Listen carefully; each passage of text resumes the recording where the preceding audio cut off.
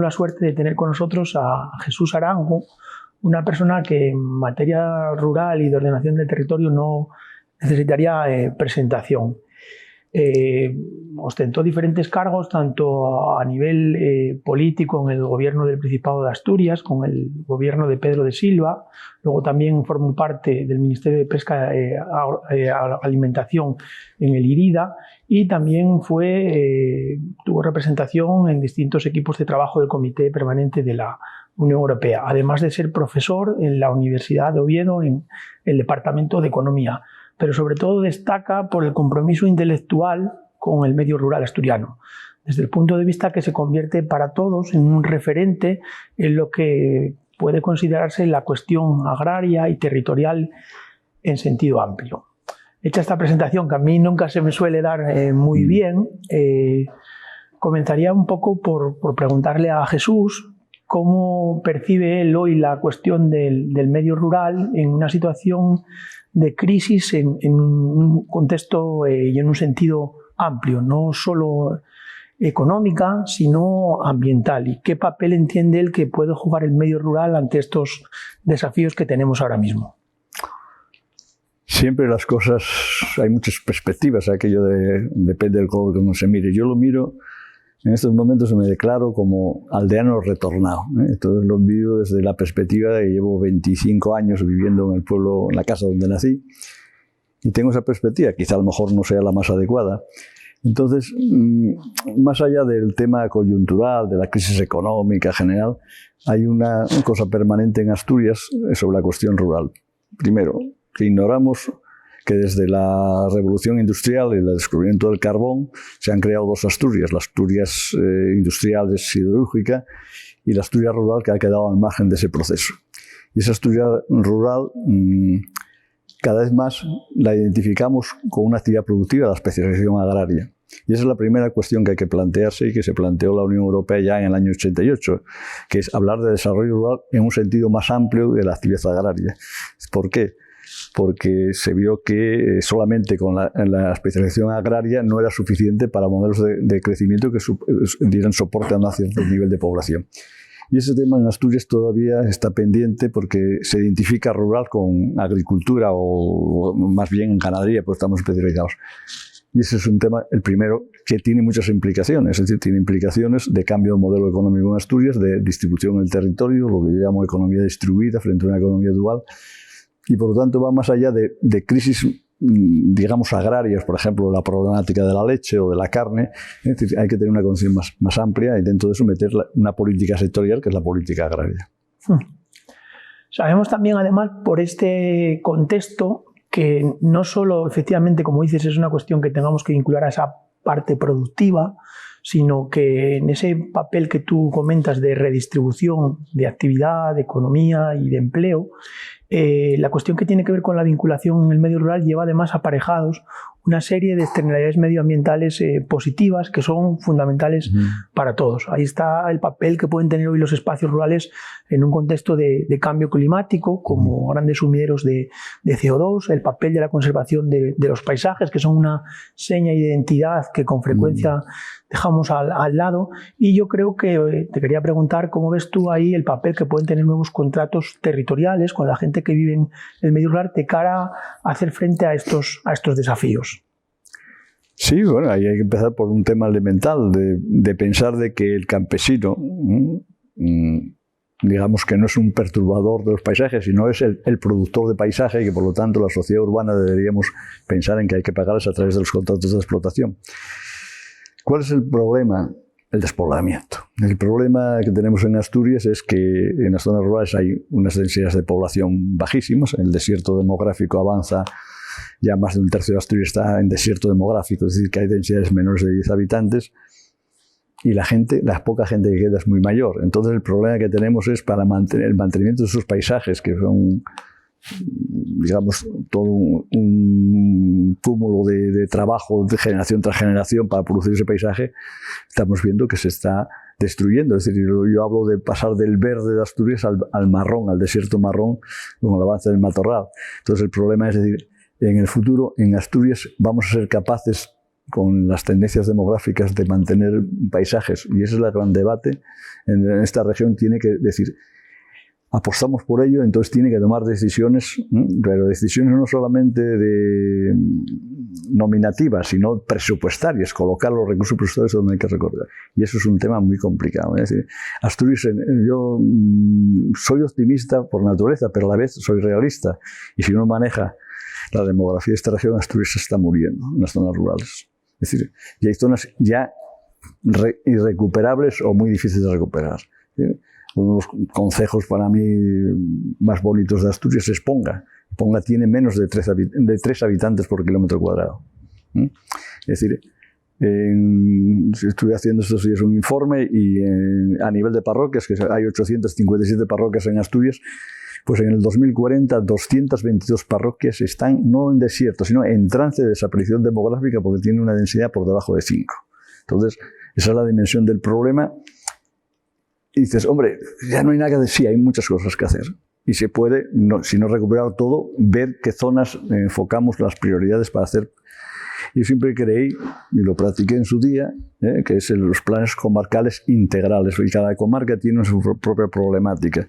Y el ejemplo de Oscos pues, fue uno de ellos. Y yo creo que en muchas zonas se pueden hacer cosas interesantes. No digo que toda Asturias se pueda salvar de esa dinámica demográfica, pero se puede hacer mucho más de lo que se está haciendo. Y siempre, y un tema que nunca hay que olvidar, una cosa son las ayudas a la natalidad, el tema fiscal, etcétera, que yo llamo cuidados paliativos. Y otra cosa es el problema dónde está para que haya población en la actividad económica. Si no hay actividad económica, si en Asturias, a nivel no solamente de las zonas rurales, sino del conjunto asturiano, no creamos riqueza, no hay posibilidades de empleo y, por lo tanto, no hay posibilidades de romper esa declive demográfica. Y en las zonas rurales, por más razón. Es decir, somos capaces de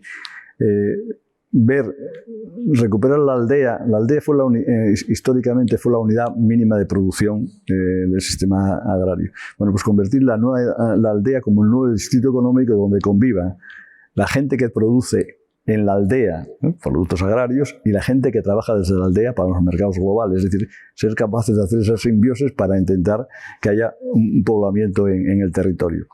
Y eso pues son cosas que se pueden hacer, empezando por experiencias piloto, viendo prioridades y bueno, diferenciando. Por ejemplo, en Asturias hablamos siempre de zonas rurales. Hay que empezar a hacer como clasificaciones. Nada tiene que ver. Las zonas rurales de la costa, el oriente es diferente del occidente, los valles interiores y lo que podemos llamar zonas de alta montaña son problemáticas distintas, tanto en actividad productiva, ganadería de leche frente a ganadería de carne, o todo el tema de los comunales, que la presencia de los comunales en el territorio es muy distinta y por lo tanto las potencialidades son muy distintas y los programas. Por eso yo siempre hablo de sacar de Oviedo la administración regional, descentralizarla, hacer planes comarcales y hacer, digamos, política en el territorio. Hacer política en el territorio para tratar de solventar problemas que tenemos ahora, evidentemente, en los territorios rurales. Tú decías una frase, entroncando con esto que comentábamos ahora, es decir, que posiblemente hoy la principal especie que tuviésemos en peligro de extinción en Asturias, en el paraíso natural, sería el paisano con capacidad de gestionar el territorio. Ello lleva inequívocamente a un cambio posiblemente en determinadas directrices que estamos tomando ahora en cuanto a gestión y a ordenación de ese territorio. Y particularmente en lo que tú muchas veces denominas ese 50% de Asturias, que son los terrenos de titularidad colectiva, esa parte de la Asturias olvidada, que va a condicionar el futuro de estos espacios. Vemos hoy, por ejemplo, cómo las explotaciones ganaderas tienen problemas de base territorial y necesitarían crecer para poder ser competitivas. ¿Estamos acertando con la orientación que estamos dando a esa pieza tan fundamental de Asturias como son los montes colectivos, o sigue ahí una situación de olvido permanente? A mí no me gusta utilizar términos sajones, pero en este caso no se me ocurre ninguno que diga están en stand-by. Es decir, no se está haciendo, ahí, los comunales están perdidos en el espacio, o sea, no hay una política. Es un tema muy complicado, es decir, recuperar esos montes, la titularidad, la modalidad de aprovechamiento en pueblos donde hay solo personas mayores, cómo podemos hacerlo, etcétera, es toda una problemática. Después hay toda una legislación, una jungla legislativa que va a generar problemas, pero es de los temas que hay que abordar. Y de los temas donde a veces, haciendo una frase un poco exagerada, si cogiésemos los montes comunales y en estos momentos empezásemos a trabajar, hay trabajo para 4 o 5 décadas. Es decir, porque el tema tenemos la mitad de la casa abandonada. Es decir, la mitad de Asturias la tenemos por ahí perdida, sin sacarle el potencial de eso, ni generar riqueza. Los montes comunales, por ejemplo, en las zonas de montaña son fundamentales. Concejos como Somiedo, Caso, Ponga, etcétera, más del 75%. No me acuerdo ahora de la cantidad exacta, pero hay, no sé si 20 concejos o 15 concejos donde más del 75% de su territorio son montes llamados comunales. Bueno, ahí está. Yo no oigo en ningún debate, salvo ahora que empieza a ver que hay que hacer la devolución de esos montes comunales por la vía de los vecinales en mano común, que creo que es un error en esa figura, que hay que buscar otras figuras distintas. Pero en general ni veo debates parlamentarios, ni veo una política de decir, bueno, vamos a hacer un plan de cómo vamos a recuperar esos montes, cómo hacemos un inventario como Dios manda, saber clasificar. Lo primero que hay que hacer es clasificarlos, esos montes llamados comunales, porque son de naturaleza jurídica muy distinta. No tiene nada que ver un proindiviso en Cangas de Narcea con un monte llamado comunal en Llanes. Incluso el aprovechamiento. Llanes es de los pocos concejos de la costa donde hay comunales de forma significativa, porque los comunales están básicamente en las zonas de montaña. En la zona de la costa, por razones históricas de la presencia de la marina y el aprovechamiento de la marina para tema de barcos, pues ahí los comunales tienen un papel mucho menor. Entonces, ahí hay todo un material, incluso no solamente para recuperar los comunales como monte, porque la palabra monte en Asturias no hay que enfocarla solamente al tema forestal, sino está todo el tema del pastoreo. Y ahí es donde hay que jugar con una ordenación de esos montes, alternando el tema de las zonas de pasto como cortafuegos y el tema de aprovechamiento forestal, qué tipo de madera, qué tipo de cultivo, de especies, etcétera, etcétera.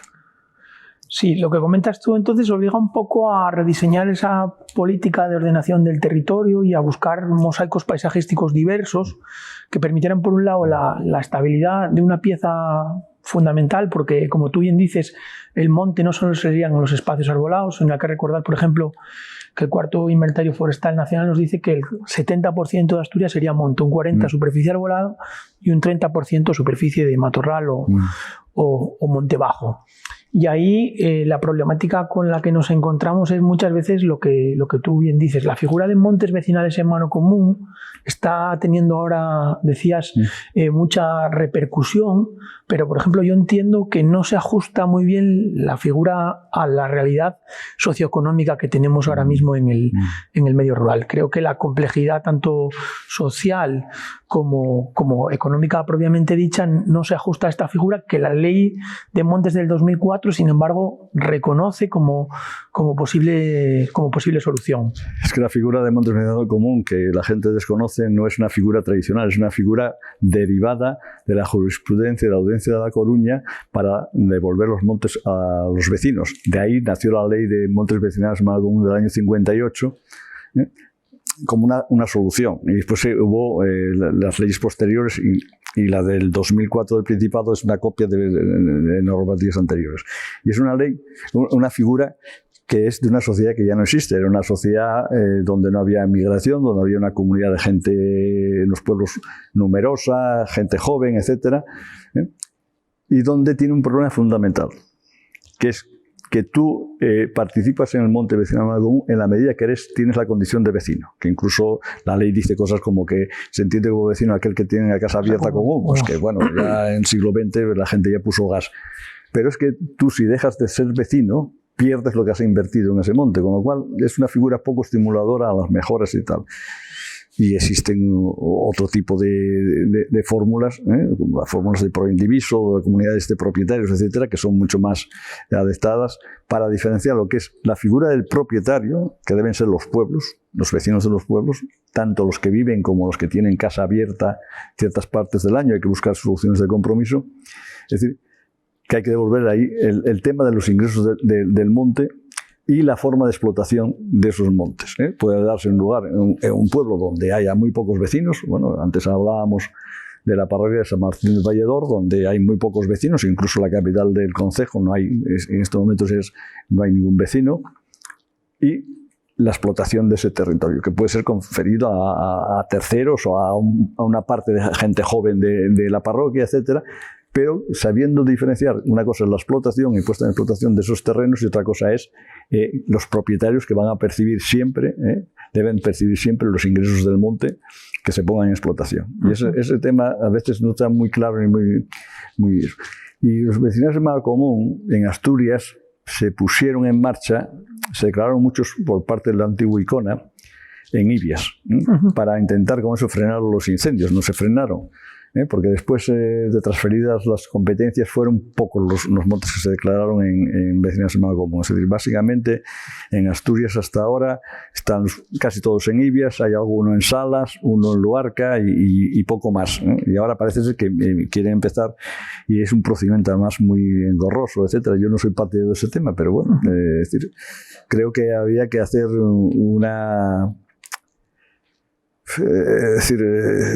evaluación de la legislación jurídica sobre el tema forestal antes de ponerse a ese tema. Es decir, para mí había que hacer un trabajo de simplificación jurídica, a ver los temas, después conocer la realidad de los montes, hacer una clasificación de esos comunales, si son propios de ayuntamientos, si son comunales en sentido estricto, si son vecinales en mano común, si son montes de parroquia, si son proindivisos, y a partir de ahí ir haciendo planes de aprovechamiento y de devolución. Es un tema, repito, difícil, pero los temas difíciles hay que abordarlos sabiendo de que tenemos entre manos la mitad de nuestra tierra. Sí. Además, podemos ver por diferentes ejemplos que sí, de parroquias o de aldeas que sí tienen la titularidad del monte a su favor, en forma de, por ejemplo, de parroquia rural, reminiscencia de lo que eran las antiguas entidades locales menores, y que siguen persistiendo esos problemas por la implicación que pueden tener normativas superiores, como pueden ser la de espacios naturales protegidos, de aprovechamiento óptimo de esos recursos naturales. Entonces, más que es importante el tema de clarificación de la propiedad, yo creo que lo que deberíamos de empezar es a ensayar nuevas fórmulas de cogestión en la que las comunidades locales se sintiesen en parte protagonistas de la gestión del espacio propio. Claro, pero eso tiene mucho que ver si yo, por ejemplo, en mi pueblo tendría más interés como vecino si parte de los ingresos del monte van a repercutir en mejoras que yo, bien sea propias o mejoras del pueblo. ¿Qué pasa? Que muchos de esos montes comunales que estamos hablando, la gestión, no la propiedad, gestión, está encomendada a la Administración Regional por la vía de montes de utilidad pública. Y los montes de utilidad pública están gestionados de forma muy lejana de los vecinos. Es decir, los vecinos no entienden nada de lo que está pasando. El plan de mejoras de montes de utilidad pública es un galimatías. No participan en nada, lo ven como algo lejano, y además incluso en algunos montes, en algunos pueblos se entiende que ya ni la propiedad es de ellos, que el tema de utilidad pública es del Principado. Entonces, ¿cómo hacer un tema, cómo implicar a los vecinos en un tema de gestión? Es un tema complicado. ¿Por qué? Porque si tú plantas un monte, los resultados son a muchos años vista. Y entonces tú tienes que tener ahí, digamos, metidos recursos. Entonces la administración tiene que hacer un acompañamiento en una gestión ahora absolutamente separada de los vecinos, a cómo llevar a los vecinos a ser protagonistas. Y para eso tiene que la administración cambiar su enfoque de lo que entienden que son los montes de utilidad pública. En España hay un sitio donde tenemos un ejemplo de referencia, que son los Montes de Soria. Montes de Soria. Que se devolvieron a los vecinos. Incluso yo he visto una vez el ejemplo de cómo buscaron a lo largo de la historia las generaciones o sea, hacen sábanas. Hay una persona ahí que está encargada de esos temas. Claro, en Soria los montes no son un obstáculo para los pueblos que les impidan, sino al revés, es una fuente de ingresos importante, es decir, casi es una dote para casarse en ese pueblo. Y eso es un tema que en Asturias tenemos que ver cómo pasamos del modelo actual alejado de los vecinos, es decir, del ordeno y mando de la consejería, con unos planes de uso y gestión de los montes de la pública que sospecho que son los mismos, pero que se repiten año tras año, y que los vecinos no participan en nada, es decir, que tienen que pedir permiso. Yo conozco en mi pueblo que hay montes de utilidad pública, que es una parroquia rural, donde piden a la consejería a ver si le dan alguna corta. O sea, es la consejería la que decide cuándo se corta, cuándo no se corta, y no dan explicaciones del tema. Entonces, hay que pasar de un modelo, digamos, un modo actual, a que los vecinos tengan, vamos a decir, codecisión, o por lo menos participen. Pero también hay que entender de que ahí estamos hablando de inversiones que si tienen que hacerlas solo los vecinos son enormes. Por ejemplo, en sitios donde los montes no están plantados y hay que hacer plantaciones importantes, y esos fondos después hay que hacer mantenimiento, y los recursos tardan muchos años. Vamos a suponer un monte, por ejemplo, de robles, de carballos, son ciclos productivos de 40, 50 o más años, o castaños. Entonces hay que ver cómo vamos desde el modelo actual a un modelo donde ya el monte está plantado, se hacen cortas de entresaca, el monte ya va generando ingresos. Es decir, ese periodo es el difícil de lograr. Sí, yo pienso ahí que posiblemente como efecto demostrativo, y viendo también alguna reivindicación, podemos decir casi histórica, que hay desde el medio rural y particularmente desde el sector de los ganaderos, una buena práctica para poner en valor estas nuevas fórmulas de gestión sería la transformación de aquellas partes que tenemos hoy a matorral mediante una red de cortafuegos productivos que incrementara la base territorial de las explotaciones. Yo había trabajado en la redacción de una estrategia de competitividad que se había hecho para el medio rural asturiano, y habíamos detectado que solo en montes de utilidad pública, en función dependiente, habría como unas 40.000 hectáreas por debajo del 10% de dependiente que podrían pasar a oxigenar la base territorial de las explotaciones en un momento en el que sabemos que casi el 70% de los costes directos que tienen las explotaciones de carne muchas veces vienen de la compra de forraje o de alquiler de base territorial fuera incluso de la comunidad autónoma. Algunos van a Extremadura ahora. Claro, entonces, bueno, el ejemplo demostrativo entroncaría un poco con esa idea que tú comentabas de generación de esos espacios. Sí, lo que pasa que, mira, en la época que yo fui consejero hicimos bastantes experiencias de transformación del monte pastizal. Probablemente si les hiciéramos ahora yo estaría ante el fiscal, acusado por incumplimiento de alguna legislación medioambiental. En el occidente, que yo me acuerdo, hicimos una explotación tipo de monte pastizal en Boal. Hubo un juicio porque los vecinos del pueblo al lado reclamaban. Hicimos varias en Allande, varias en Tineo, y algunas fracasaron precisamente por falta de, digamos, de base jurídica, y hubo juicios y reclamaciones de pueblos al lado. Es un tema complejo, ¿no? No es, una cosa es la técnica de transformarlo, y otra cosa es lo que está detrás, debajo de los montes comunales. Me acuerdo de algún pueblo en Tineo que llegaron los conflictos entre dos pueblos, porque muchos de los espacios son de varios pueblos, llegaron hasta enfrentamientos que llegaron a las lápidas de un panteón, ¿eh? O sea, acabaron. O sea, es un tema complicado de llevarlo a la práctica. Es decir, lo que pasa es que hay que hacerlo. Yo diría que iría más por la vía de ensayos piloto, al principio con cierta moderación, para ver si salen bien. Si salen bien, pues sería un proceso a imitar, pero como haya conflictos y empiezan a tal, es un tema complicado. Esto choca también, o casi, mejor dicho, entronca con una realidad que hay en el medio rural asturiano ahora mismo, que podemos decir que casi un poco más de 60 años se pasó de una explotación semicolectiva, comunitaria de los recursos naturales a un proceso de individualismo campesino muy importante. Sí, mira, eso está pasando, por ejemplo, ahora me acuerdo de comentarlo, en Somiedo.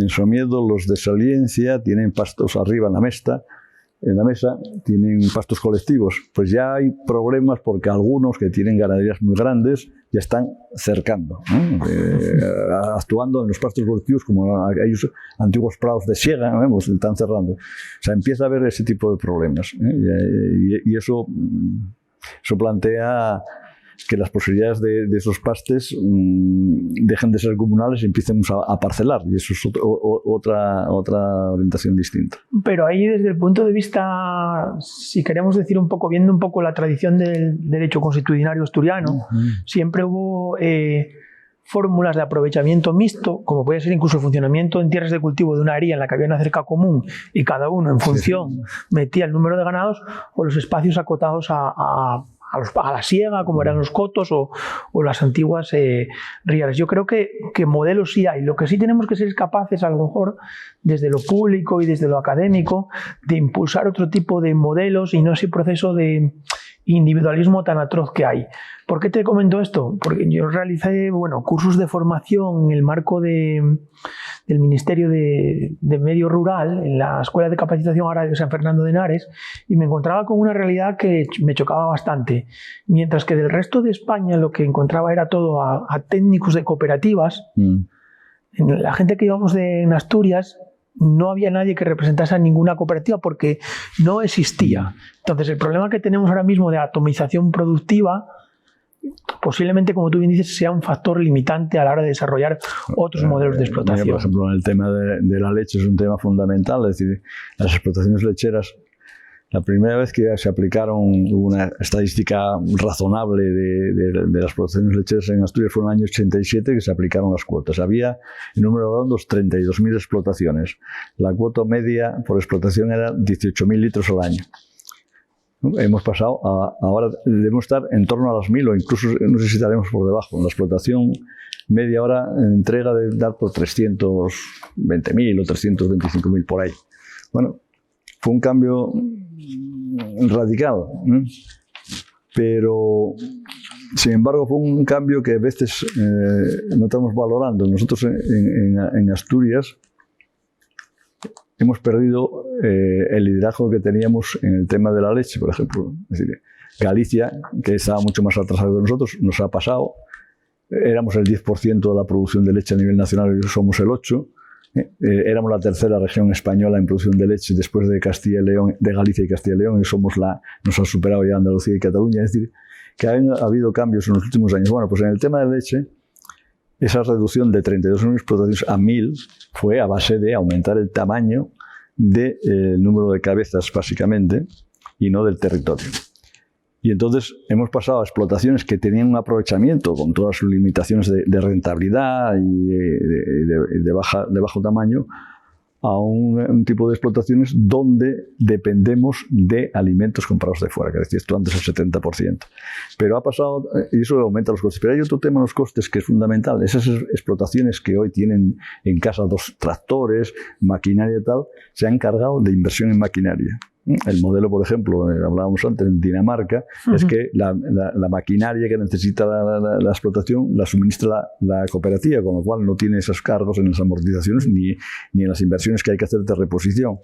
Entonces, digamos que el modelo que hicimos es un modelo complicado, que depende y funciona. ¿Por qué funcionó? Porque durante muchos años lo que nosotros llamamos la tijera de precios, el precio de la evolución del precio de la leche y de la evolución del precio de los piensos era favorable, iba por encima el precio de la leche que el precio de los piensos. Pero desde hace ya unos cuantos años, la evolución del precio de los piensos, y más ahora, estamos viendo con la guerra de Ucrania y demás, el mercado mundial de cereales está al alza, quiere decir que hoy los precios están subiendo más rápido de los piensos que de la leche.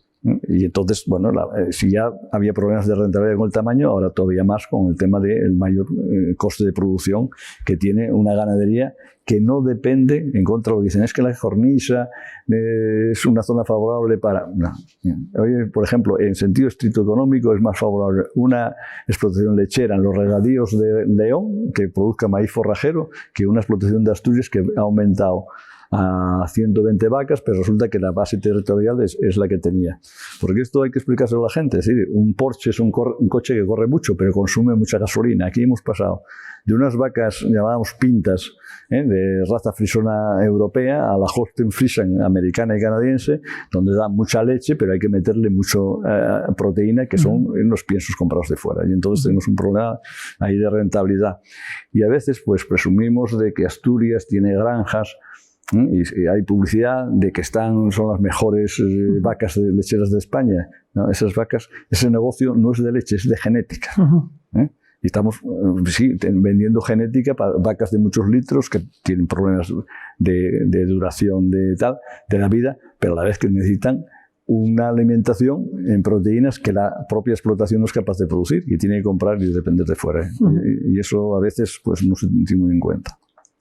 Hay modelos en producción de leche que hemos examinado poco desde Asturias, como pudiera ser el modelo de Nueva Zelanda, que sería un poco la parte antagónica a lo que tú presentaste ahora, basada en una vaca más rústica, con menos litros, una menor producción de litros, pero con una capacidad de aprovechar los recursos locales que fundamentalmente son los pastos.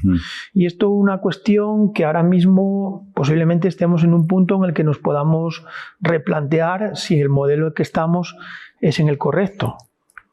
No, el modelo que estamos es un modelo muy problemático desde el punto de vista de rentabilidad. Es decir, que yo no conozco que se hayan hecho estudios nuevos. Yo hice uno en el 2010, no conozco, a lo mejor se hicieron, pero no conozco nuevos. Y ya en el 2010 las explotaciones buenas, que en tamaño eran 450.000, 500.000 litros, perdían ya de aquella 25.000 euros al año, incluidas las ayudas de la PAC. Es decir, ¿qué pasa con el modelo de Nueva Zelanda? En Asturias es que en las zonas donde se está dando la leche, o se da la leche, no hay espacios comunales, no hay... El tema es hasta dónde puede llegar la producción de leche. Yo conozco, por ejemplo, una explotación en La Mesa que está a 800 metros de altura, que hay carne y hay una explotación de leche. Es decir, había que ver qué tipo de razas lecheras con menos potencial de producción por vaca, pero que más adaptables a las alturas. Y el otro tema que antes planteamos de la carne. ¿Cuál es el problema de la carne en Asturias, aparte de los espacios comunales? Que nosotros no producimos carne. Producimos terneros que vendemos al destete. Y eso no es carne, eso va a las recrías. Por ejemplo, si uno mira las estadísticas de Asturias de producción de carne, que es el sacrificio que se hace en Asturias, estamos cayendo en picado. Cada vez sacrificamos menos carne en Asturias.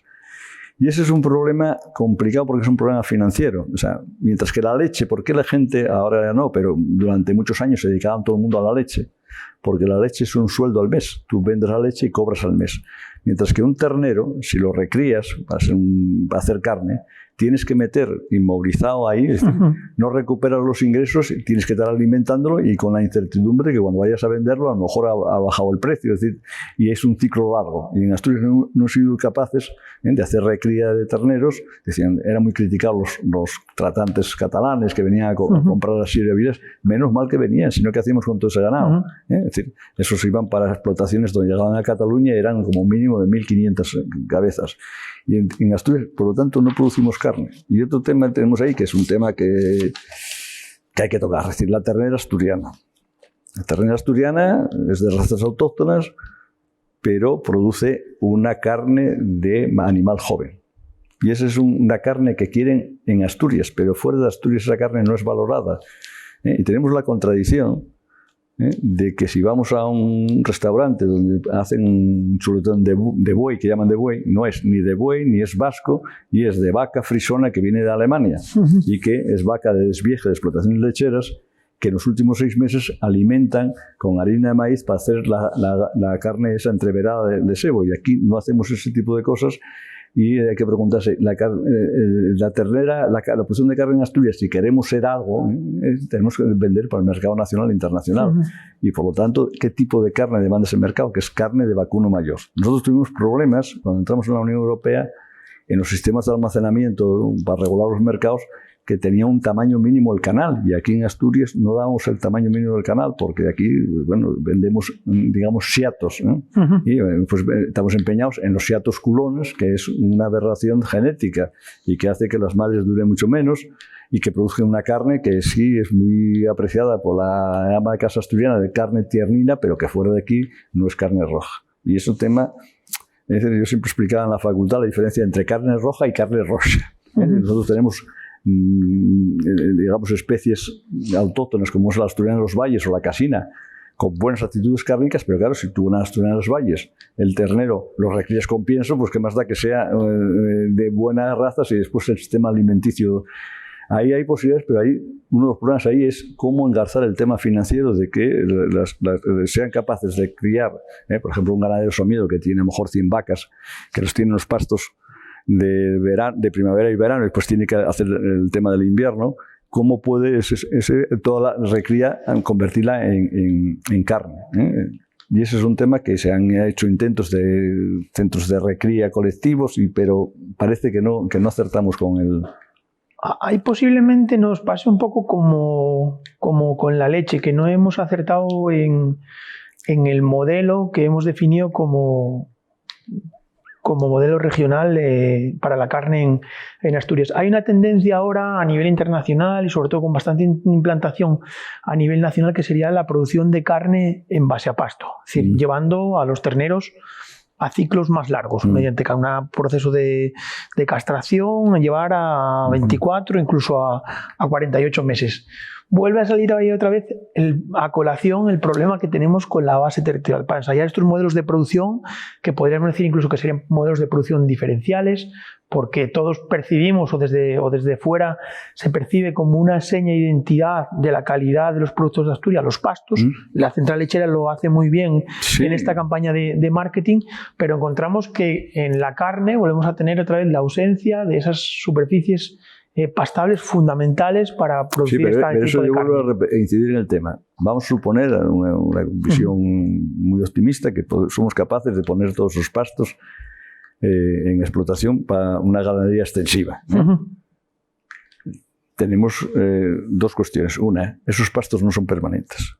Y si yo aumento mi cabaña ganadera de 50 vacas a 150, porque se han abierto más pastos en los comunales, etcétera, pero y el invierno, que tengo que almacenarlas, es un tema. Y el otro tema, volvemos a lo mismo. Si yo de esas vacas quiero hacer una carne, digamos, entre comillas, lo que se llama ecológica, natural, tengo que inmovilizar unos fondos financieros de muchas miles de euros, porque si tengo más terneros y quiero llevarlos hasta el final del ciclo largo, digamos que son dos problemas, no digo insalvables, pero que hay que tener en cuenta, que hace que el modelo sea difícil de implantar. Es decir, uno de los temas que yo vi en sitios como Somiedo, que han crecido mucho, es el problema de la invernada. Mientras que están en los pastos y están desde finales de abril, primeros de mayo, hasta según venga el invierno, noviembre o lo que sea, no hay problema. Y hay pastos suficientes para, o si no los hay, se pueden poner en valor. Pero el problema es el invierno, el tema de los residuos que hablábamos antes y el tema de la producción en términos de carne. Ahora, si voy a seguir haciendo lo que hacemos ahora, de vender al destete a los 2 meses, bueno, pues estás dependiendo del mercado y de ganar muy poco en ese tema. Tú no haces carne, tú haces materia prima para que otros hagan carne. Yo pienso que ahí un poco lo que tenemos que tener un poco sería clara esa cuestión de si queremos competir en base a cantidad o en base a calidad diferenciada. Y eso yo creo que es un poco, tanto en leche como en carne, ahora mismo el terreno de difícil armonización en el que se mueve la ganadería. Vemos que cada vez subimos el índice o el tamaño de explotación en base a UGMs y que sin embargo los problemas de rentabilidad siguen persistiendo. Sí, bueno, en Asturias la carga, lo que se llama carga ganadera UGM por hectárea es altísima. Es decir, eso de que somos ligados a los recursos no sale por ningún lado. Y eso que cuando se computan por las ayudas comunitarias, no sé ahora, pero durante algún tiempo se computaban los pastos que tenías tú más los comunales, que era un chicle, que a lo mejor eran comunales de matorral. Pero vuelvo a lo mismo. Ojo, con la carne asturiana, es decir, tú fuera de aquí vas a un restaurante en Madrid, no hay ningún sitio carne asturiana, no tenemos imagen de marca, ¿no? A veces nos creemos que el mundo acaba aquí, es decir, eso de ternera asturiana fuera de Asturias, por ejemplo, tiene mucha más implantación la rubia gallega que nosotros. Y fuera de Asturias. Y tú tienes que pensar siempre, si tú quieres hacer un modelo extensivo de muchas cabezas de ganado, hay que pensar en mercados nacionales e internacionales. Asturias, como mercado, eso no da para nada. Somos 1 millón de habitantes. Y entonces eso no genera... Asturias es una región pequeña, como son países europeos como Dinamarca, son países pequeños que su estrategia de crecimiento es en vender a los mercados internacionales. Y entonces tú tienes que preguntarte de qué tipo de carne eres capaz de hacer que demanden esos mercados. Y yo creo que la carne que estamos haciendo ahora no es la que demandan los mercados. Ahí está la prueba. Es decir, tú vas a Tierras Tour, que ahora es una idea buena, que está tirando de los productos asturianos. De hecho, en el nuevo Cabriero tiene un mapa de dónde es el origen de los quesos y tal. y tiene ternera asturiana, pero después diferencia otra que es el chuletón premium de vaca. Y claro, si investigas un poco, ese chuletón viene de fuera. Sí, yo creo un poco también lo que tú dices. Si queremos distinguir, lo que primero que tenemos que tener es un producto diferencial.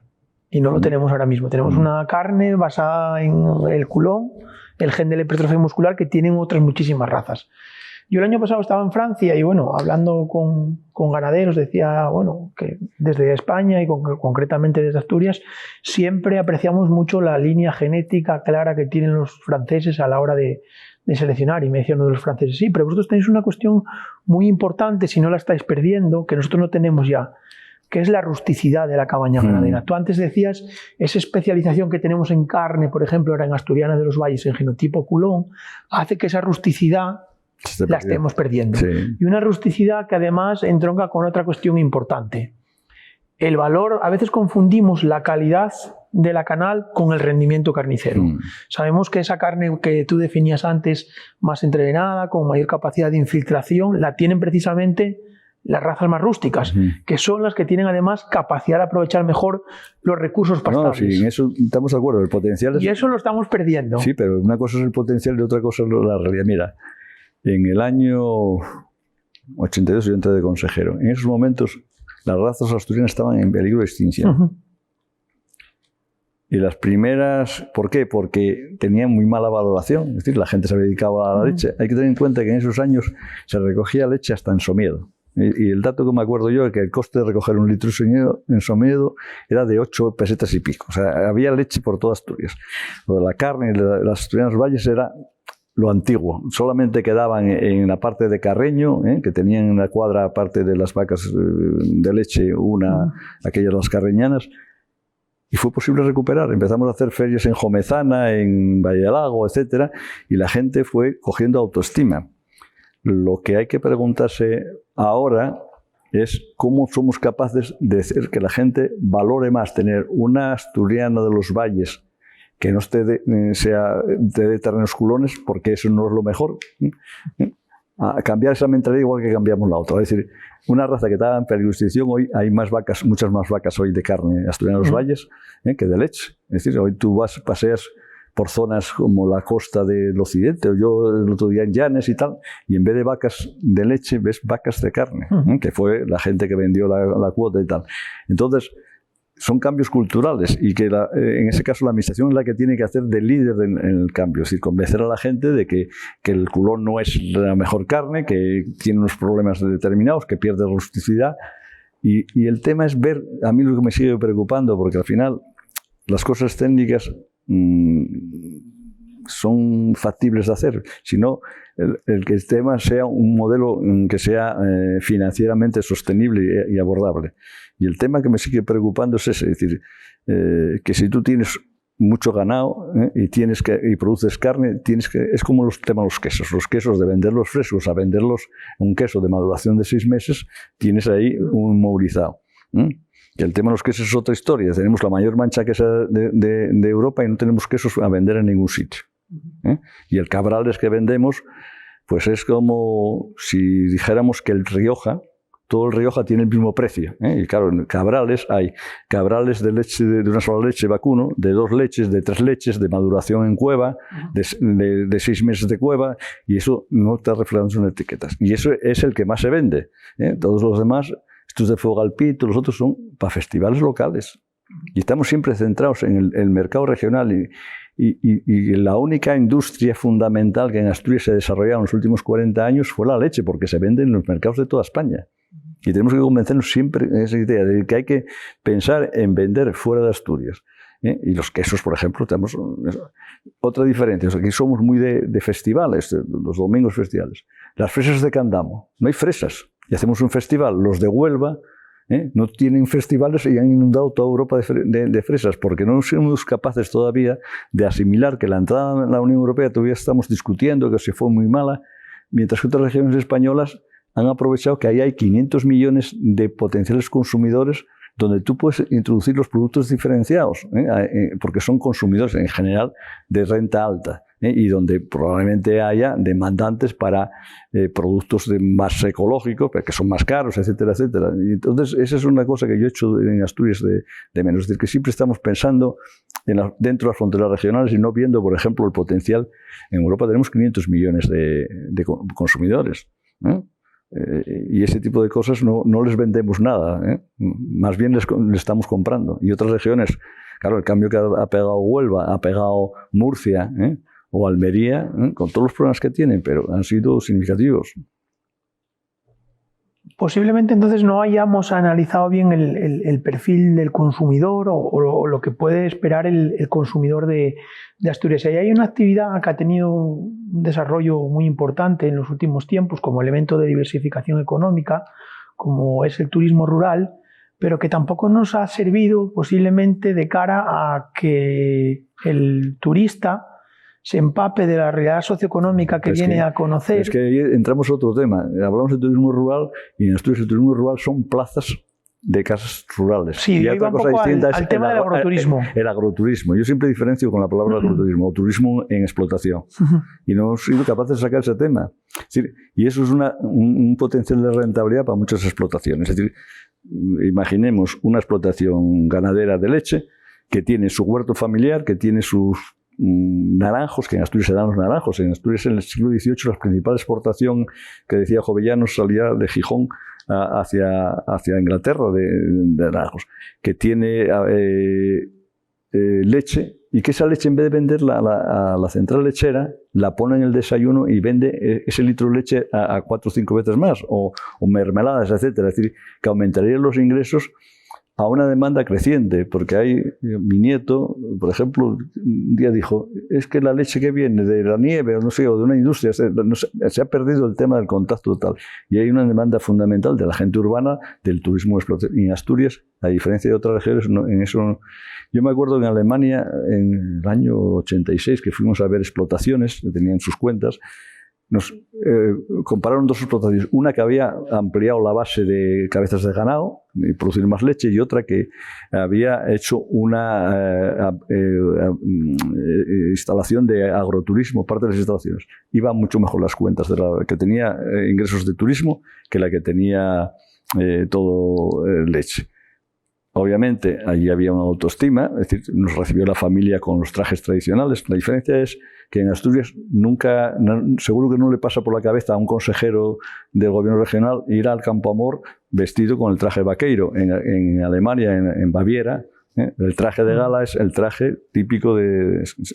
Entonces, en el tema ese del agroturismo tenemos un potencial fundamental, porque más allá de la leche, las producciones que se pueden hacer agrarias de agricultura en Asturias, sean frutos, sean hortalizas, son pequeñas. Y cuando son explotaciones pequeñas, tú tienes que atraer el consumidor al consumo, porque no te es rentable. Tiene otra ventaja hoy en día, que es que después que ese consumidor lo fidelices y le mandes, como hacen en Cataluña, pues a su casa. Mi hija en Londres ya recibe allí en casa a la puerta pues cestas con manzanas y hortalizas que vienen de las explotaciones. Y ese en Asturias es un gran potencial que tenemos sin explotar. Tocamos el tema de la leche, de la carne, del turismo y de la agricultura. ¿Qué pasa con el desarrollo de la agricultura en Asturias cuando sabemos que, por ejemplo, solo el 2% de los productos que entran en Mercoasturias tienen un origen regional? No solo pensando en exportar de afuera, sino incluso a nivel de... Al margen de casi meterme en un lío, te voy a decir una cosa. Es decir, nosotros somos ganaderos y los ganaderos andamos más con la vara que pero no siempre fue así. Ya. Pero tenemos tendencia, el ganadero dobla menos que el agricultor. Bueno, eso, segundo tema. En Asturias, 2/3 del territorio tienen pendientes superiores al 30%, con lo cual hay factores limitantes. Pero después tenemos superficies llanas, que son las vegas, que están abandonadas. Es decir, una de las cosas por donde yo empezaría a recuperar la agricultura es hacer un plan especial de aprovechamiento de las vegas de los ríos. En mi pueblo es una de las vegas más importantes de Asturias, en superficie. Deben ser más de 200 y pico. Están con la concesión parcelar, llevan no sé cuántos años. Se está perdiendo un potencial. Sí, la única vega que yo conozco un poco explotada es la de Peñaullán, en Pravia, que está plantada de kiwis. Pero, por ejemplo, en Quinzanas, que está hecha la concentración, pues ahora empieza a haber las primeras plantaciones. Ahí Las vegas, la superficie de vegas, que no me atrevería a calcular, pero si estamos hablando a lo mejor de 600, 700 o más hectáreas. La de Grau, que era productora muy importante, está abandonada, o sea, ves vegas abandonadas. Son oro molido, en términos de producción. Y ahí se puede dar kiwi, se puede dar hortalizas, frutas, etcétera. Y además con el regadío que lo traes del río. Y ahí están perdiéndose. Ahí esa situación de ventaja comparativa también la hay que tener en cuenta en un contexto de cambio climático, donde sabemos que la reducción de precipitaciones a escala nacional nos va a posicionar mejor que respecto a otros territorios. Esa es la gran oportunidad de Asturias. Yo siempre hablo últimamente de la economía del agua. Es decir, el agua hoy en día es un bien casi gratuito. Yo soy de los que creo que con el cambio climático el agua va a ser el petróleo del futuro. Y que lo que no era rentable, y algunos se escandalizaban cuando alguien dijo que había que llevar agua del norte al sur, hablar de los acueductos, porque el agua, si empieza a ser escasa, empieza a subir el precio cuando un bien es escaso. Y al subir el precio, como pasó con el petróleo es rentable traerlo de un desierto de eso a través de miles de kilómetros de gasoducto. Pues el agua, y Asturias va a tener la ventaja, si sabe especializarse en temas de economía del agua y empezar a poner políticas tarifarias. Tiene una buena base, que es Cadasa, a ser un lugar privilegiado. Eso, y por razones del calor y demás. Es decir, yo soy de los optimistas para Asturias, depende de lo que hagamos, pero tenemos un gran potencial. Pero posiblemente para poder sacar esa rentabilidad futura deberíamos empezar ya a planificar cómo debería ser este territorio. Por ejemplo, en el tema de la agricultura, tenemos algunos montes comunales que aparte de ganadería se pueden hacer cultivos. El tema de los arándanos. El problema de los arándanos en Asturias es el tema de la mecanización. O sea, si no somos capaces de mecanización, somos un poco competitivos en los arándanos. Y eso que la gente lo desconoce. Los arándanos, igual que la manzana de sidra, la están recogiendo africanos. Pero así todo, no somos competitivos si no somos capaces de mecanizar. Por eso la limitación de los espacios llanos y pendientes. Ahora, lo que es un absurdo es que tengamos una escasez de espacios llanos y los que tengamos los tenemos, digamos, desaprovechados, que son las vegas y las laderas más suaves. Unos los tenemos desaprovechados y otros también últimamente los venimos machacando bajo procesos a veces de reindustrialización, de asentamiento de nuevas infraestructuras, que hace que perdamos también esa situación de ventaja comparativa. Sí, en Asturias, como es escaso, en cuanto alguien lo ve, ahí va. En mi pueblo quisieron hacer un polígono industrial, menos mal que con la Vega. Pero bueno. Ahora, repito, ahí estoy pensando Las Vegas, según va bajando el Nalón, en Ribera de Arriba hay una vega ahí donde está la central, toda esa vega, que salió por ahí que iban a hacer algo, no sé si lo están haciendo, sin explotar. La de Grau, en el concejo de Pravia, las vegas del Narcea, etcétera, y la parte del Sella, bueno, ahí están. Y la agricultura en Asturias se da de todo. Yo tengo yo en la finca planté hasta un aguacate, se dan los aguacates, es decir, se da de todo, porque tenemos un clima. Otra cosa es la cantidad y la competitividad y tal, pero se da de todo tipo de frutas. La pregunta es, ¿por qué desaparecieron las plumaradas en sentido amplio, no solamente de manzanas, sino de todo tipo de frutos que hablábamos antes, que había de diferentes tipos de cerezas, de ciruelas, etcétera? ¿Por qué? ¿Y por qué no lo volvemos a recuperar? Porque eso, en las explotaciones que estamos hablando, lecheras o de carne, sería un complemento para el agroturismo e incluso para el abastecimiento en suministros de proximidad. Y después la integración también, que tenéis ahí ese proyecto que me parece muy interesante y que se está poniendo en marcha por ahí, los vascos ya lo tienen, que es el que la administración haga de efecto de arrastre en los contratos con centros públicos para el tema de sustituir las comidas, los catering, por comidas cocinadas con productos tradicionales. Y hay un campo muy importante para hacer de efecto de arrastre. La compra pública circular, también la restauración comprometida con el territorio en el marco de lo que se denomina hoy la cocina slow food, un poco por contraposición a los modelos, pueden ser efectivamente un buen escaparate de los productos de identidad regional y sobre todo de la generación de ese cambio de mentalidad. Tú decías ahora una cuestión importante, muchas veces cuando hablamos de la biodiversidad siempre la asociamos a determinadas especies de fauna o vegetales emblemáticas, pero perdemos esa biodiversidad doméstica que puede ser un factor fundamental de futuro. Es que en las casas de aldea de antes, por lo menos en la zona mía, el año, yo lo conocía el año en función del fruto que iba cada año. Empezaban las cerezas, después ibas las peras de San Juan, los piescos en agosto, después las manzanas, es decir, que había una producción, en este caso de frutales, que casi cubría, no todo el año, pero desde la primavera hasta finales del otoño. Todo eso había desaparecido. Es decir, hemos pasado, tú vas hoy a una casa que tenga una ganadería de leche y seguramente tiene en la nevera el mismo tipo de alimentos que tengo yo en la ciudad. Incluido hasta la propia leche que toma. Y eso, bueno, pues hay que preguntarse por qué, o por qué desapareció el huerto familiar. Es decir, en lo que era la quintana tradicional estaba la casa, la lorga, la panera, nosotros llamamos, que cada sitio de estudio se llama el corripo de los gochos, y el huerto se llamaba, no la huerta, el huerto, que había al lado de casa, que se plantaban hortalizas y demás cosas. Todo eso ha desaparecido. La pregunta es, ¿por qué y por qué no lo recuperamos? Es decir, que no tenemos el tamaño, las explotaciones que tenemos nosotros no son explotaciones tan grandes como para especializarse. Hay que vivir con una cierta diversificación productiva. Pero además, esa paradoja en la que hemos movido siempre entre si crecer más o seguir como estábamos, y escogimos la vía clara de la intensificación productiva y de la monoespecialización, sabemos que es un callejón o un cuello de botella sin salida, en la medida que los planteamientos de macrogranja hoy que tenemos en otras partes de España hablan de que incluso con 3 macrogranjas podemos sustituir, si vamos a la leche, la producción de leche. O sea, si en el proyecto ese, que yo creo que van a pararlo, que tiene una cooperativa de Navarra de implantar en Soria una explotación de 24.000 y pico cabezas de ganado, de lechero, que van a dar lugar a 200 millones de litros, quiere decir que con 3 tienen la producción de Asturias. Yo creo que eso no va a salir adelante, pero ojo, eso es un peligro potencial de deslocalización productiva para Asturias, ¿no? Es decir, que ese tema es un peligro que está ahí.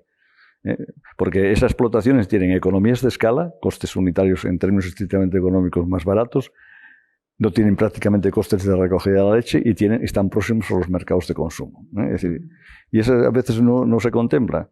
Es decir, por eso nosotros no podemos estar pensando solamente en explotaciones que produzcan para el mercado. Es decir, en Asturias las explotaciones de leche tienen que hacerse lo más rentables posible, disminuir la dependencia de piensos en la medida que puedan, el tema de maquinaria, pero así todo tienes que explicarle a la gente que tiene que vivir de eso que vende para el mercado, ¿no? Y un complemento que hay que pagar por producto de paisaje. Y mientras que la sociedad urbana no considere algo normal que de los presupuestos salgan unas indemnizaciones para que a unos señores que cuidan el paisaje con los contratos de explotación se le pagan eso, que tienen que entender que son, bueno, salvando las distancias, es como a un habitante de Gijón o de Oviedo, no les extraña que haya un parque, en el parque de esa ciudad, de Isabel la Católica, de San Francisco, pues haya unos guardianes que se les pagan un salario. Pues eso hay que elevarlo a un cambio cultural de que los ganaderos de Asturias son los productores del paisaje, ¿no? Bajo ciertas condiciones. Y eso no está asumido ni en los presupuestos ni en la filosofía que nosotros tenemos del tema. Allí yo a veces pienso que lo que fue en su momento desde el punto de vista del marketing y de la comercialización, un acierto, como fue el Logan Asturias Paraíso Natural, desde el punto de vista de la concepción que trasladamos a la sociedad, incluso en la gestión administrativa, eso hizo cierto daño, porque se concibe desde los espacios urbanos esos paisajes como espacios naturales, cuando sabemos que lo que son espacios en los de interacción de las comunidades locales y rurales durante siglos, es decir, fruto de un proceso cultural muy importante de gestión del territorio, que además lleva aparejado un conocimiento ecológico de esas comunidades que vemos que hoy que se está perdiendo. Es decir, se está perdiendo el libro de instrucciones de cómo conservar esos paisajes en la medida que hay un proceso de envejecimiento muy fuerte y quien eran depositarios de este tipo de conocimiento van desapareciendo del panorama demográfico. ¿Qué alternativas podemos tener ahí y qué podríamos hacer para poner en valor esa cuestión más intangible, si queremos decir? El modelo de crecimiento y el modelo de actividad productiva. Si no somos capaces de reimplantar en los espacios rurales actividad económica que dé soporte a una población. Cuando digo actividad económica, pues actividad económica agraria y no agraria, que tenga un soporte mínimo de población. Es decir, si no tienen medio de vida, no hay guardianes. Si no hay guardianes, no hay territorio ni hay paisaje. Y eso hace que en ciertas zonas de Asturias, donde el despoblamiento es cada vez mayor, el verde, que tenemos, digamos, esa imagen del verde de Asturias, está convirtiéndose en el matorral marrón. Y eso avanza en la medida que avanza el desierto demográfico. Es decir, no es un tema de hoy, llevamos tiempo, pero cada vez se agrava más. Es decir, cada vez se acelera más el despoblamiento. Es decir, que la gente no sea un SOS y que no se haya una discusión clara del tema, a pesar de que hubo una comisión del reto demográfico y todas esas cosas, y que se piensa más en las medidas paliativas, a decir, vamos a discutir el modelo. Cuando uno ve que si las tendencias actuales se prolongan al futuro y que más del 60% del territorio de Asturias va a ser un desierto demográfico en poco tiempo, bueno, si eso no es suficiente para hacer una reflexión, y eso significa dejar de tener tanto cariño a los campesinos, eso que en los debates políticos, hombre, los campesinos, tal, y darles menos cariño y más fondos presupuestarios. Es decir, y eso significa quitar de un sitio y poner en otro. Y o cambiamos el modelo en Asturias de cómo concebimos Asturias en los próximos años, si como un modelo tendencial de ahora, de una economía urbana donde se concentra la población, y un mundo rural especializado en temas agrarios con despoblamiento y con problemas de rentabilidad. Si seguimos con esas tendencias, no hay nada que hacer. Hay que cambiar esa filosofía. Y es muy difícil, porque la política cada vez más funciona por votos en el sentido de encuestas de lo que piensan los ciudadanos y no por ideas de lo que hay que hacer para transformar la sociedad. Y eso es un tema político. Y mientras que no seamos capaces de abrir ese melón, a nivel político, pues hablaremos muy bien de los pobres campesinos, pero no. Y siempre, esto como las enfermedades, si no tenemos un buen diagnóstico, mal podemos tener una solución. Yo tengo la impresión de que hay diagnósticos muy superficiales en el tema de la leche, cuando se habla de la leche o de la carne, y de no ver las implicaciones que tiene y los problemas que tiene para buscar soluciones. Y entonces, pues segundo, un aspecto importante, Asturias es muy diversa y las soluciones no son generales, son particulares, por comarcas.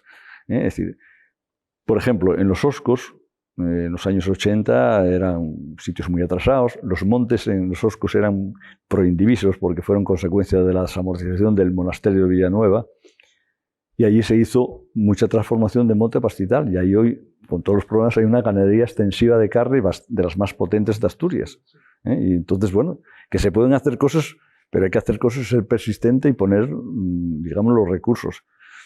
Y un indicador de la falta de ese modelo territorial distribuido es que toda la administración sigue en Oviedo. Es decir, se hizo el Estado de las Autonomías para una descentralización y la descentralización quedó pendiente en Oviedo. Entonces, bueno, mientras que ese es un indicador. Yo empezaría a creer que, digamos, los dirigentes políticos en Asturias creen un modelo distribuido el día que empiecen a sacar la administración de Asturias. De forma de que yo me acuerdo que tomé una decisión que después se cambió, antes de marchar a Madrid, que todas las plazas nuevas que salieran a la consejería fueran fuera de Oviedo, porque el campo no era el campo San Francisco, que el campo estaba fuera.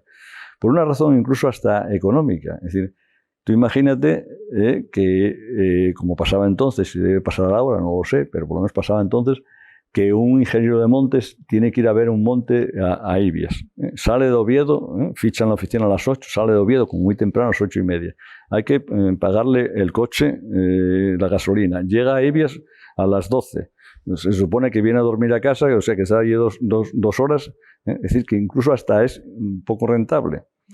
¿Qué ha pasado con el tema de la mejora de las infraestructuras? Hoy tenemos autopistas, por un lado y por otro, viajamos muy rápido. ¿Qué ha servido? Para que los maestros, los médicos que están en Jarrio, todos vivan en Oviedo, Gijón y Avilés. Es decir, que hay que buscar medidas donde a usted, con incentivos, porque no vas a prohibir, incentivar a que un señor tenga que vivir en el sitio donde trabaja. Es decir, porque esta descentralización que hablaba antes, si sirve para que abrir oficinas, pero que los funcionarios que trabajan ahí vayan por la mañana y vengan por la noche corriendo a tal.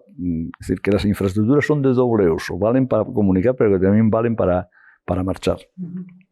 Entonces, bueno, posiblemente partimos casi de una máxima que si queremos tener resultados diferentes a los que tenemos en la actualidad o otros escenarios, tenemos que empezar un poco a hacer cuestiones diferenciales con cierto carácter que podemos, como antes decías, enunciar de carácter piloto, siendo también conscientes a veces de los reacios que somos al cambio y hacer cosas diferentes.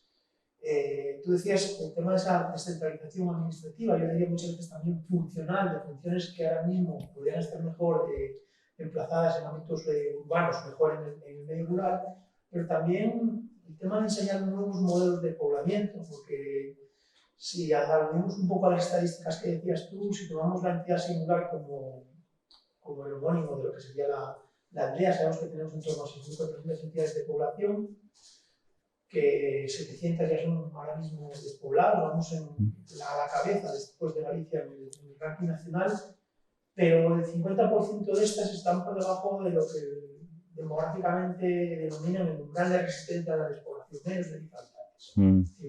Son unos datos que son bastante preocupantes. Tenemos que ensayar nuevos modelos de poblamiento, nuevos modelos de aldea que nos permitan posiblemente tener una malla equilibrada de aldeas en el territorio, sabiendo que todas no las podemos conservar. Es un tema complicado.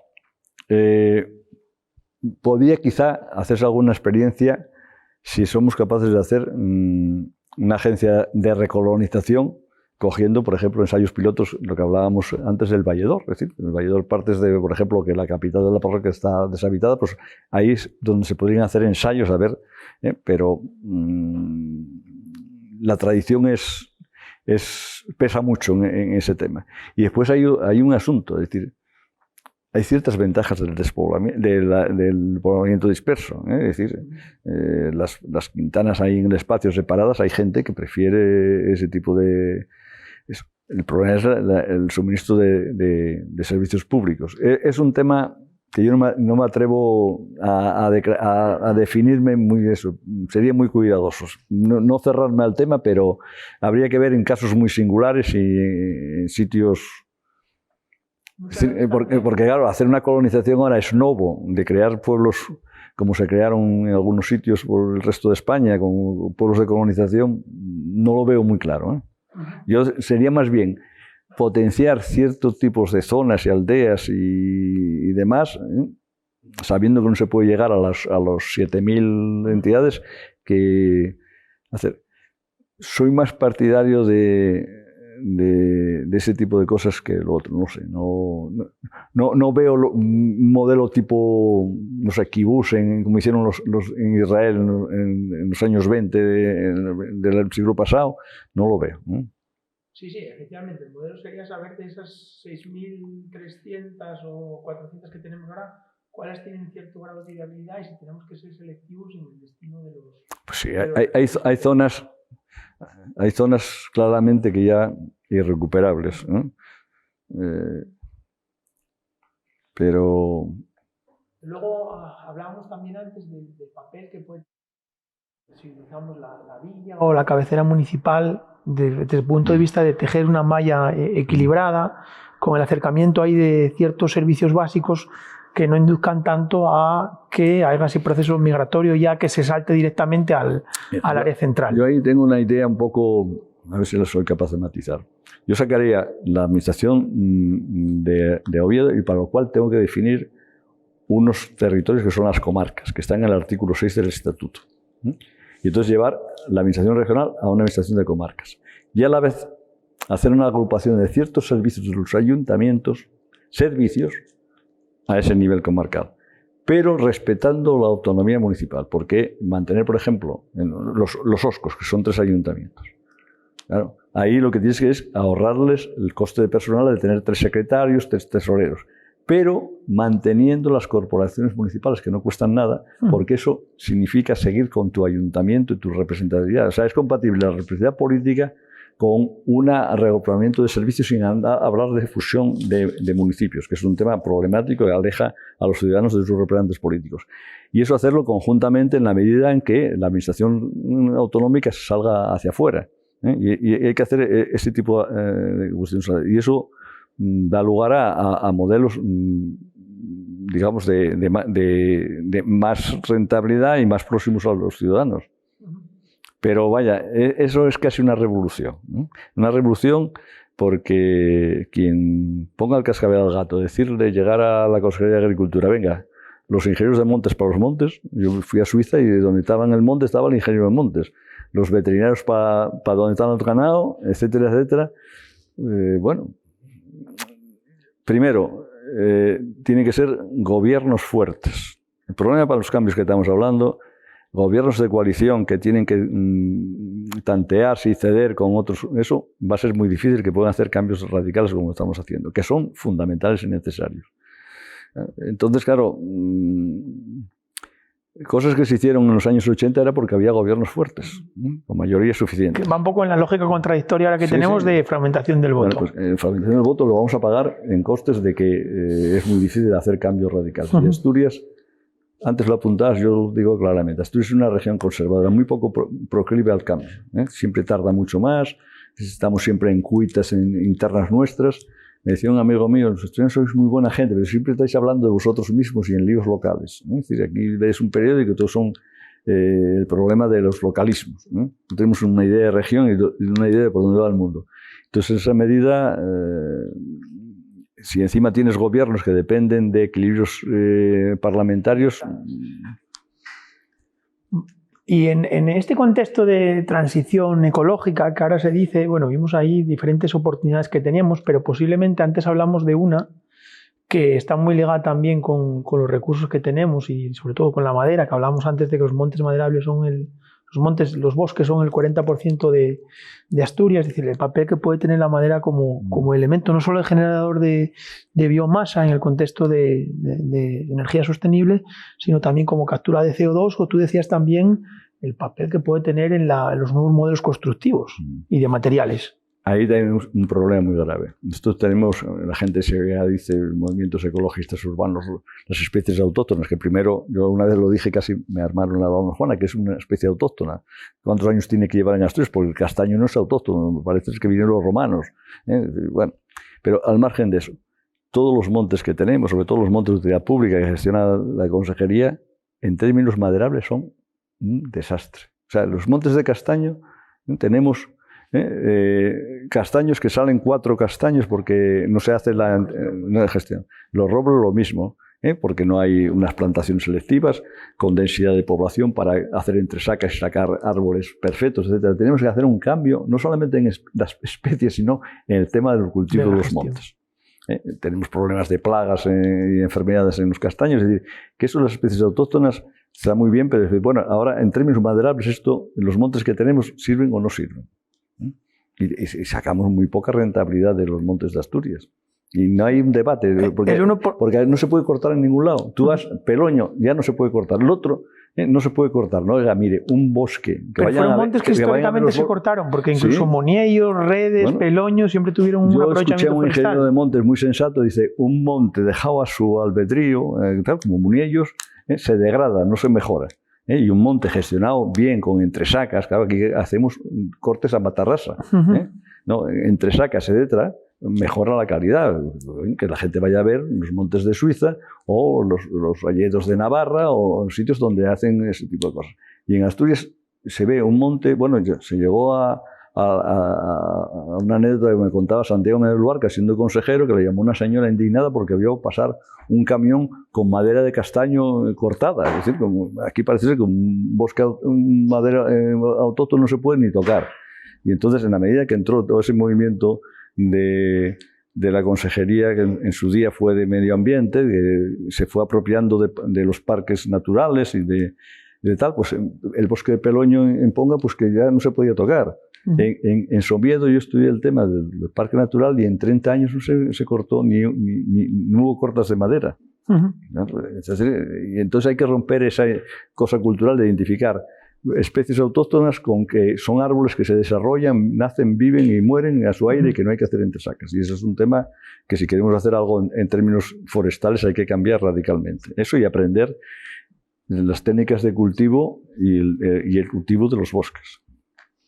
Vemos casi que el denominador común de la conversación que vamos manteniendo hoy es que se exige un cambio, posiblemente un cambio de mentalidad, entendiendo las mentalidades, como dicen los antropólogos, como cárceles de larga duración, que nos permita entender el espacio rural como un espacio de oportunidades y posiblemente como un espacio de esperanza en el contexto de incertidumbre que tenemos. Ahí, tanto desde el plano de vista educativo como de divulgación, posiblemente hay mucho por hacer.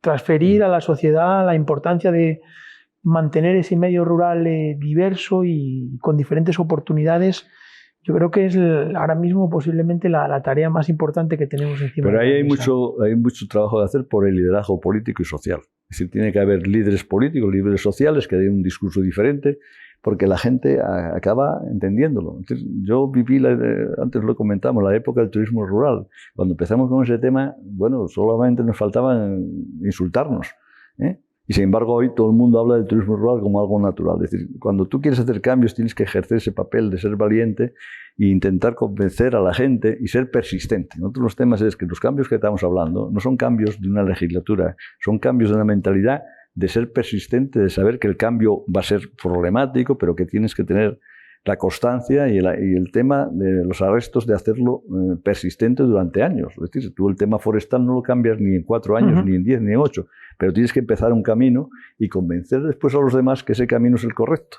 Y eso se llama política y se llama liderazgo social. Y no solamente la clase política, sino hablo de la universidad, ¿eh? Es decir, mis colegas y tal, pues, de Asturias deben conocer pues, de su casa a la universidad. Es decir, y la mitad de los asturianos, yo lo dije hace poco tiempo en la presentación de un libro, se lo dije al presidente. Mire, igual que el Camino de Santiago la gente va sellando por donde pasando, pues unos objetivos en Asturias es conocer los 78 concejos y en cada concejo que vayas te pongan un sello y en vez de dar medallas a no sé quién, el día de Asturias que den un reconocimiento al que haya complementado los 78 concejos. Y eso me ocurrió viendo una señora de 90 años que dijo, salió en el periódico, ya puedo morir tranquila porque visité los 78 concejos, porque Asturias es la gran desconocida de los asturianos. O sea, tú preguntas a gente de Llanes y no conoce los Oscos no conoce Llanes. Yo cuando estaba en la facultad preguntaba a los alumnos y tal, ¿quién es la capital de Ponga? No sabía ni dónde era Ponga. Y entonces la primera cuestión es esa, y entonces convencer a la gente de que Asturias es diversa y que se puede cambiar y que tenemos una región con un potencial de recursos naturales inigualable. Somos una región de montaña y que a veces acaba en el mar. O sea, que tú estás en la playa por la mañana y puedes estar en la montaña, en el Urriello por la tarde. Es decir, eso no hay otra región, yo creo que no hay otra región en Europa que tenga esas características. Tenemos, aparte de paisajes, todo un tema etnográfico, etcétera, pero que tenemos que saber valorizarlo. La OCDE, hace ya en los años 90, tenía una publicación que se llama El cultivo de los atractivos rurales. Y el concepto de cómo un atractivo rural hay que transmitirlo en el tiempo y sacarle un rendimiento económico. Y aquí en Asturias tenemos no sé cuántos parques, no sé cuántas reservas de biosfera, pero no pagamos entrada a ningún sitio. Cualquier sitio que vayas de España, Doñana, y no te digo nada en Europa, la gente paga. Yo me acuerdo cuando voy a ver a un amigo alemán, pago por ver una cosa de 50 hectáreas que es una reproducción de aldeas con sus huertos y demás, una especie de museo etnográfico en una zona de Renania del Norte, Westfalia. Pagué 18 euros. Los pagué y tienes allí una gente que te da de guía. Bueno, pues aquí entras en los lagos, entras en Sobiedo y tal, todo es gratis. Entonces, todo ese tipo de cosas, nosotros no vamos a ser capaces de hacer lo que hacen en Huelva, que fabrican fresas, toneladas y toneladas de producción en materia agraria, digamos, intensivas de gran producción, sino tenemos que hacer cosas con otro tipo de más reducidas, atraer.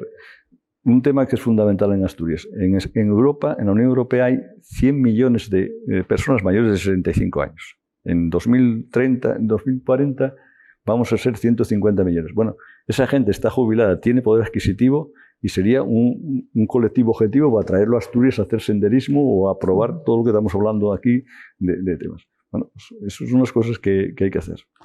Pues nada, Jesús, muchas gracias por estar con nosotros hoy aquí. Te doy la enhorabuena en nombre del equipo Rural Tech y tienes aquí las puertas abiertas cuando quieras para venir a conversar sobre la Asturias rural, sobre la aldea y sobre las posibilidades de futuro que tenemos. Muchas gracias a vosotros porque me encuentro como en casa, porque a mí hablar de estas cosas es hablar de lo que uno ama en las raíces de esta tierra, aunque sea lo último de generación de mi casa, que será la que cierre dentro de poco.